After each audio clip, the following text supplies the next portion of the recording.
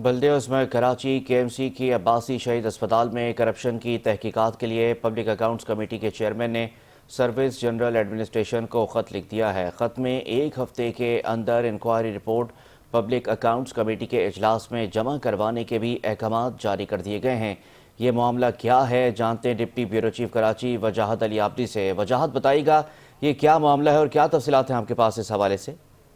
دیکھیے میں آپ کو بتا چلوں بلدیہ عظمی کراچی میں سب سے بڑا اسپتال ہے عباسی شہید اسپتال، جس میں کراچی کے ہزاروں کی تعداد میں لاکھوں کی تعداد میں شہری علاج کرانے جاتے ہیں، جس کے اندر بلدیاتی امیدوار جو کے ایم سی ہے اس کے زیر انتظام یہ ہسپتال چلایا تھا۔ اس کے اندر گزشتہ دنوں ایک انکشاف ہوا ہے کرپشن کا، جس کے اوپر پبلک اکاؤنٹس کمیٹی کے جو چیئرمین ہیں ان کی جانب سے خط لکھا گیا ہے اور اس میں واضح طور پر خط میں یہ احکامات دیے گئے ایک ہفتے کے اندر بلدیہ عظمی کراچی کے زیر انتظام چلنے والے عباسی شہید اسپتال میں جو کرپشن ہے اور جو بدعنوانی ہے اس کی تحقیقات کی جائے، جس کے اوپر جنرل سروس ایڈمنسٹریشن کی جانب سے ایک خط لکھ دیا گیا ہے، جس میں ایڈیشنل چیف سیکرٹری بلدیات اور میونسپل کمشنر افضل زیدی کے ایم سی کو کہ ایک ہفتے کے اندر اس کی تحقیقات کر کے رپورٹ سبمٹ کرائی جائے اور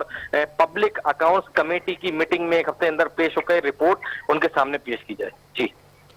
بہت شکریہ وجاہت علی عابدی، ڈپٹی بیورو چیف ہمارے ساتھ موجود تھے اور تفصیلات سے آگاہ کر رہے تھے۔